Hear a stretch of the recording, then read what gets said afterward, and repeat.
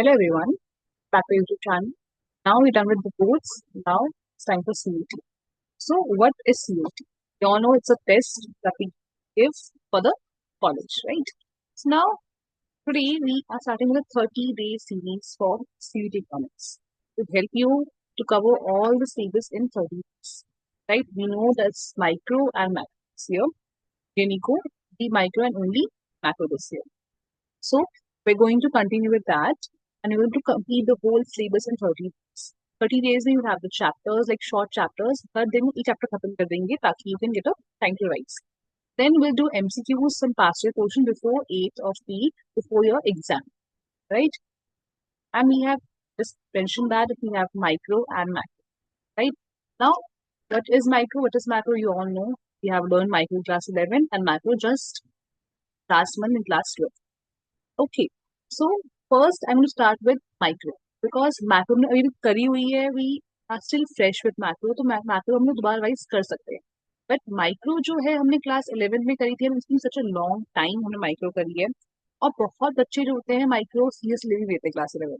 तो let's focus on that first. I'm going to post one video every day. Videos also like some MCQs, some past year questions we do, right? But today is starting with day one. And if you want to know that what topic we'll do in the next class, follow me on Instagram for that. I'll get a link on the put a link on the bio or the channel comment. I'll do that. Okay. So now let's start with the chapter.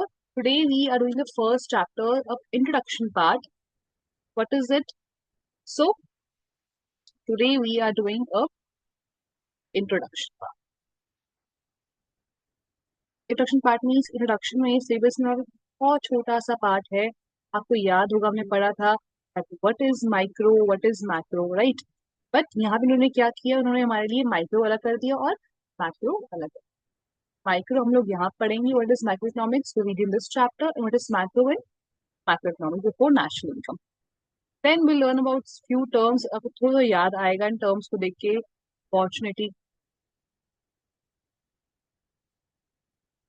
opportunity cost and everything. Okay, opportunity cost पढ़ेंगे हम लोग. What is opportunity cost? We want to learn that as well. Okay, so, learn opportunity cost also. Okay, and you learn PPC or also known as the production possibility curve or production possibility frontier. So कुछ भी बोलेंगे but we mean the same. Okay, any doubt till here? Okay,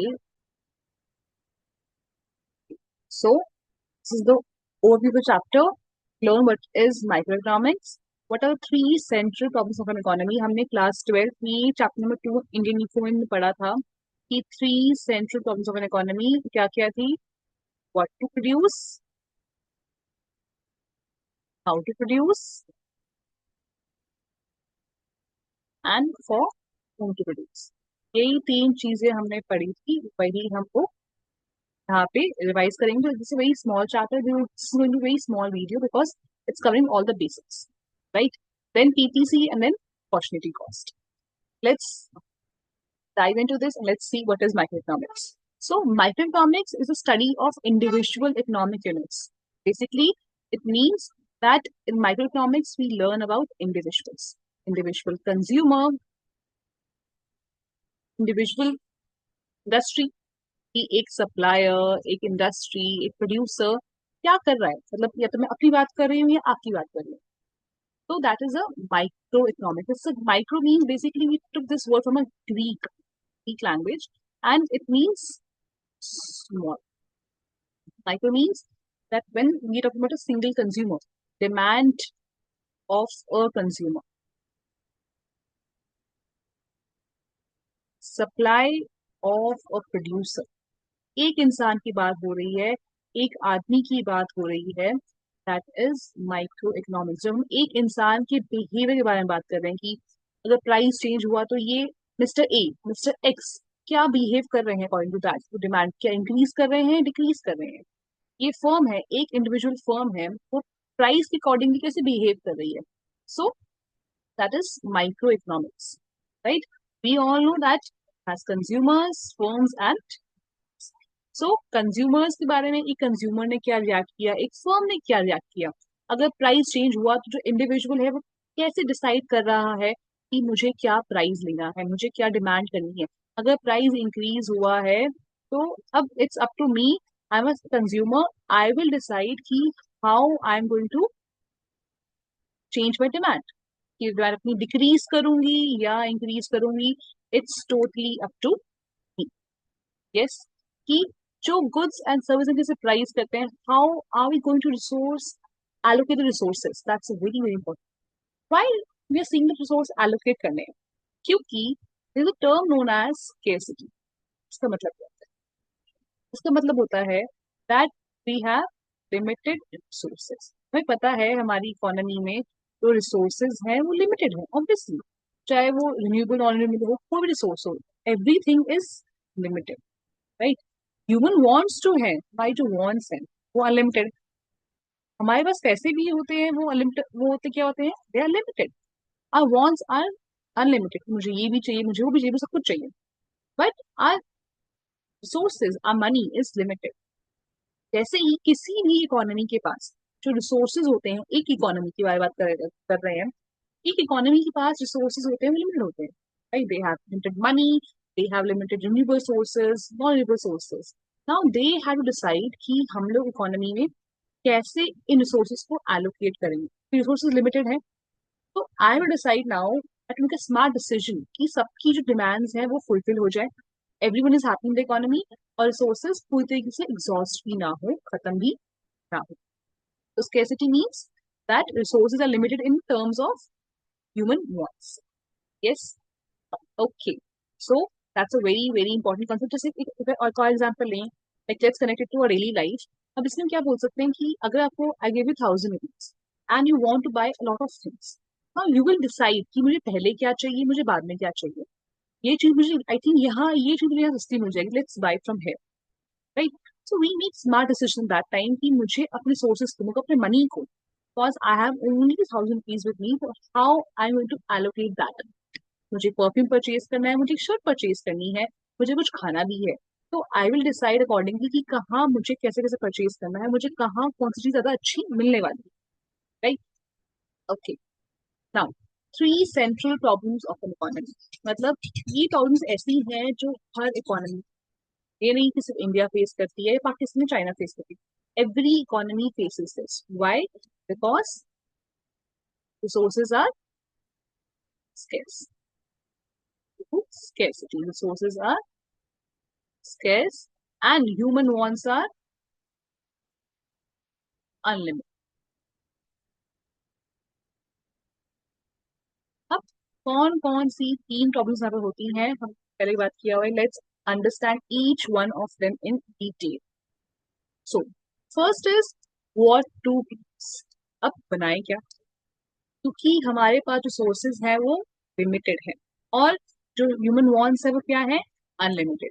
तो अब मुझे decide करना पड़ेगा as a government, as a economy, decide करना पड़ेगा कि मुझे अपने गुड्स कैसे एलोकेट करने हैं, मुझे कौन से गुड्स बनाने हैं, ऐसे गुड्स जिसकी इकोनॉमी इस टाइम सबसे ज्यादा जरूरत है, राइट?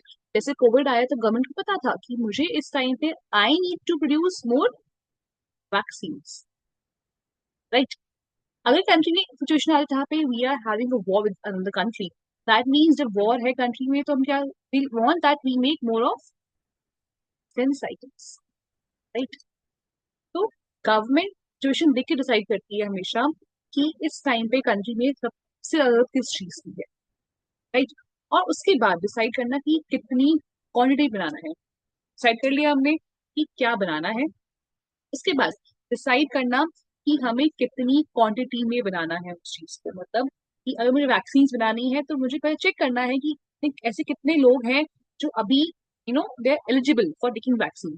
कि अगर मुझे 18+ लगानी है, जो 18+ लोग हैं इस टाइम पे उनको वैक्सीन लगानी है, तो उतने उतने कितने लोग हैं इकोनॉमी में, वेदर दे आर 50,000 और 1 लाख, कितने लोग हैं इकोनॉमी में, और मैं उतने ही वैक्सीन अपने लिए बनाऊंगी।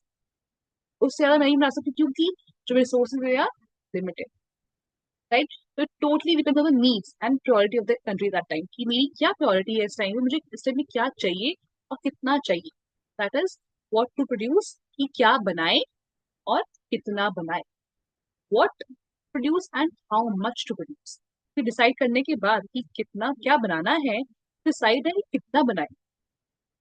We can't waste them because resources are limited, of course. Okay. The next problem is we have with us is how to keep G बनाए कैसे, क्यों? क्योंकि हमारे पास दो टेक्निक्स होती हैं, कौन कौन सी? Capital intensive and labour intensive. अब इसका मतलब क्या हुआ? कैपिटल इंटेंसिव और लेबर इंटेंसिव। लेबर इंटेंसिव का मतलब होता है जहां पे आप ज्यादा वर्कर्स यूज कर रहे हो, ज्यादा लेबर यूज कर रहे हो, वहां पे मशीन कम यूज हो रही है और लेबर अपनी हाथों से ज्यादा काम कर रही है। It's more of hand work और मशीन वर्क। कैपिटल इंटेंसिव क्या होता है? जहाँ पे ज्यादा मशीन काम करती है और लेबर कम होती है। वहाँ पे लेबर कम काम कर रही है और सारा काम मोस्टली मशीन ही कर रही है, वहाँ पे ज्यादा लेबर अवेलेबल नहीं। Now a developing country like India, right, we are developing country and we have a very great population with us. तो it's good thing for us कि हम लोग क्या करें जी, हम लोग यूज लेबर इंटेंसिव। क्यों? क्योंकि हमें मेक श्योर करना है कि हम सबको क्या कर रहे हैं, हम सबको जॉब्स दे रहे हैं, हम सबको जॉब्स दे रहे हैं, क्योंकि गवर्नमेंट का मेन काम क्या है कि सबको जॉब दें। सबको जॉब देने की let's use labour intensive technique. हम पुअर भी हैं, आप इतना पैसा भी नहीं है अभी, let's use labour intensive technique. उससे क्या होगा कि लोगों को जॉब भी मिल जाएगी, हमारा काम भी हो जाएगा। But a country like US जहाँ पॉपुलेशन अभी कम है, जहाँ they are rich, they can afford good machines, so they will go for capital intensive, right. So totally depends on the country, country कौन सा चूज करने वाली, कंट्री के कितने पैसे हैं, कंट्री की पॉपुलेशन है, कंट्री का ऑब्जेक्टिव है, right. So totally depends on the country की what type of technique they are using, they are choosing to produce goods and services. Then, third problem is for whom to produce. अब बनाए किसके लिए जी? Decide कर लिया बनाना क्या है, कितना बनाना है, कैसे बनाना है। अब बनाना किसके लिए? More rich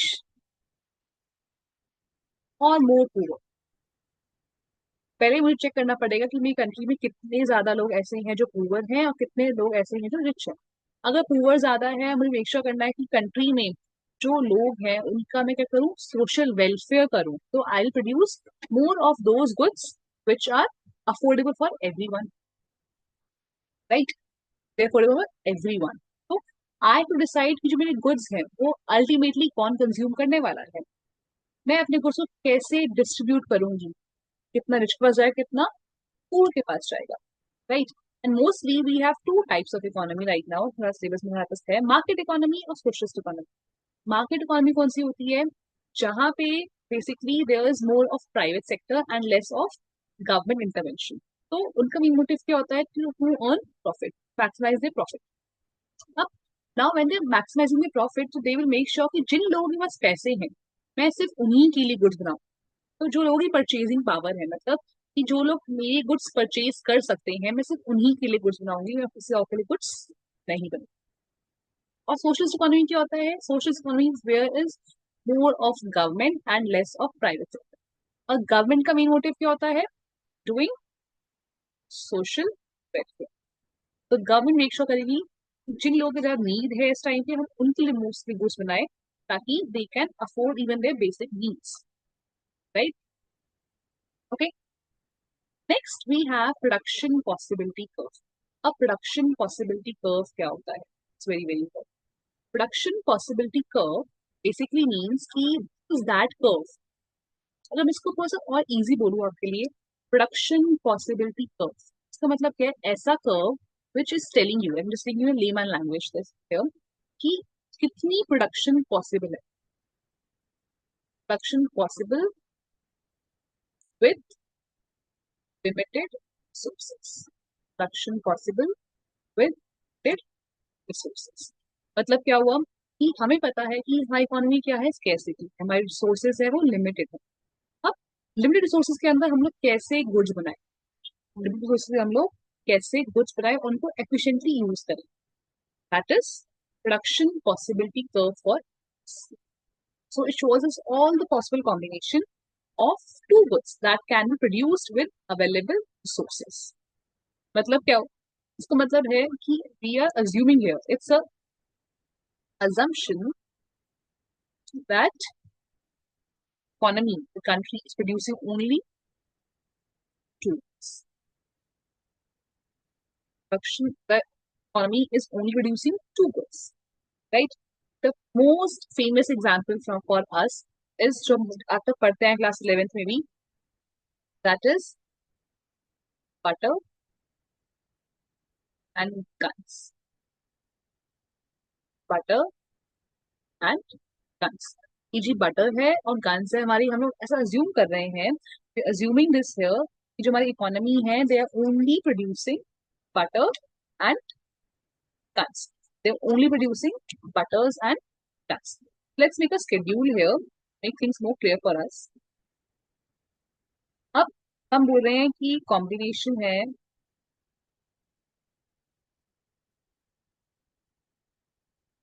combination, we are saying we are producing guns,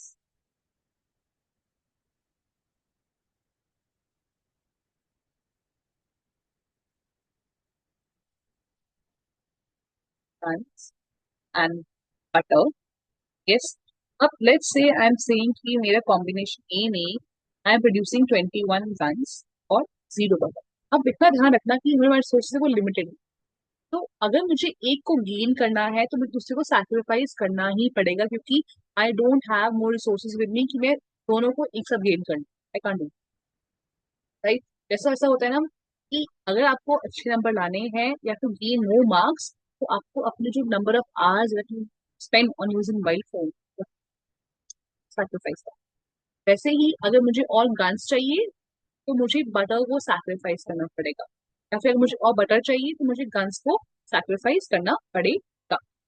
So combination A 21 and 0, combination B 20 and 1, combination C and 2.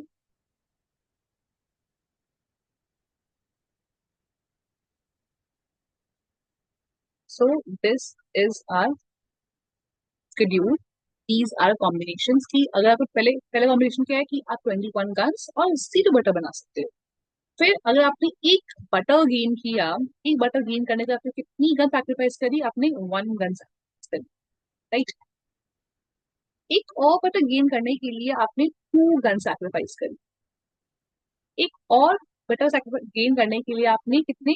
आपने 3 गन सैक्रिफाइस करी, एक और बटर गेन करने के लिए आपने 4 गन सैक्रिफाइस करी। यहाँ पे 1 more unit of butter and you sacrificed 5 guns. Then here 1 and you sacrificed 6 guns. तो जब हम sacrifice करते हैं, the number of units that we sacrificed of one commodity to gain another commodity, that number, that term is known as MOC, marginal opportunity cost. क्या होती है marginal opportunity cost? मैं बता देती हूँ फिर से एक बार, the number of units sacrificed to gain one additional unit. To gain one additional, okay, that is MOC, marginal opportunity cost, right? और एक और टर्म सीख लेते हैं फटाफट से, MR, इसका मतलब क्या होता है? Marginal rate of transformation. ये क्या होता है?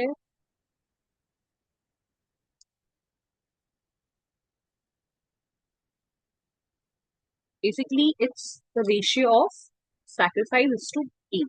Sacrifice to gain. तो आपने कितनी गन सैक्रिफाइस लिख देती हूँ यहाँ पर? Sacrificed, number of unit sacrificed is to number of units gain. तो मैंने यहाँ पर पहले क्या किया? First one is dash, second वाले में मैंने कितनी गन्स? मैंने 1 गन सैक्रिफाइस की to gain 1 unit of butter. यहाँ पे मैंने 2 गन सैक्रिफाइस करी to gain 1 unit of butter. यहाँ पे मैंने 3 गन सैक्रिफाइस करी to gain 1 unit of butter. Then 4:1, 5:1 and 6:1.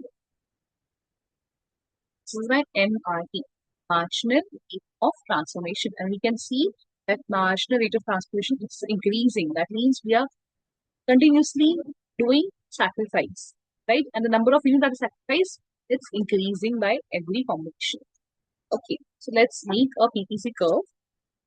याद रखना PPC curve क्या होता है? PPC curve is always concave in shape. Is always concave in shape. बनाना नहीं सिखा रही कि बनाते कैसे हैं, क्या बनता है, कि आपके एग्जाम में सब नहीं आएगा. जो आपके मेन टर्म्स है आपको सिर्फ वही सिखाऊंगी, राइट? तो PPC curve is always concave in the shape. Okay, and why it is concave in the shape? Because of increasing MRT. तब जो हमारा MRT है, marginal rate of transformation है, it is increasing. That's why PPC curve is concave in shape. And you should also know that slope of PPC curve is MRT. That is marginal rate of transformation. अब एक चीज और, अगर कोई combination यहाँ पे बन रहा है, पीपीसी कर्व के ऊपर बन रहा है, कॉम्बिनेशन पीपीसी कर्व के ऊपर बन रहा है, इसका मतलब क्या है? Okay, it is a attainable combination for you. It is a attainable combination. That means this combination you attain. If it's being here, this is also a attainable combination for us. जो PPC curve के under है और PPC curve के ऊपर combination they are attainable for us because in do it. We can get, because within our sources we can reduce them. But जो PPC curve के अंदर होता है, जो PPC कर्व के अंदर होता है, वो कॉम्बिनेशंस में क्या होता है? इट्स बेसिकली ऐसे रिसोर्सेज में we are not doing optimum utilization. We are not doing optimum utilization. मतलब कि रिसोर्सेज है, हमारी इकोनॉमी अभी इनएफिशिएंट है, मतलब हम लोग अभी एफिशिएंट नहीं है, हम लोग सारे सोर्सेज यूज नहीं कर पा रहे. ठीक है. और जो पीपीसी कर्व के बाहर होता है, लाइक दिस, ऐसे कॉम्बिनेशन क्या बोलते हैं? Unattainable combination. क्योंकि ऐसे कॉम्बिनेशन आप अटेन नहीं कर सकते. आपके रिसोर्सेज कम है और इस कॉम्बिनेशन को अटेन करने के लिए यू नीड मोर रिसोर्सेज. जब तक आपके रिसोर्सेज इंक्रीज नहीं होंगे, it's a unattainable combination for you. याद रखना, जो पीपीसी कर्व के ऊपर है और उसके अंदर अटेनेबल, जो अंदर है इट्स ऑल्सो मीन्स कि यहाँ पे जो रिसोर्सेज है वो इनएफिशिएंट है, रिसोर्सेज कंप्लीटली यूटिलाइज नहीं हुए. और जो पीपीसी कर्व के बाहर है, that is a unattainable combination for. तो पहला क्या हो गया? सेम बात मैंने अभी तक करी. PPC curve is downward sloping, क्योंकि एक को गेन करने के लिए आपको दूसरा सैक्रिफाइस करना पड़ रहा है. एक को गेन करने के लिए you are sacrificing another one. It is convex to the origin because of increasing marginal opportunity cost, MOC or MRT. इसलिए it's MRT. Okay. Then जो कर्व पे होते हैं points, they means that resources are efficient use. मतलब हम सारे sources completely use कर रहे हैं. तो इनसाइड कर्व है, दे आर अंडर यूटिलाइज, मतलब कंप्लीटली यूज नहीं कर रहे. जो आउटसाइड कर्व है, they are unattainable for us. Then opportunity cost. अब अपॉर्चुनिटी कॉस्ट क्या होती है? Opportunity cost means the cost of next best alternative. अब नेक्स्ट बेस्ट ऑल्टरनेटिव फॉर का मतलब क्या होता है? इसका मतलब है कि हमने बोला कि जो सोर्सेज हैं वो लिमिटेड है.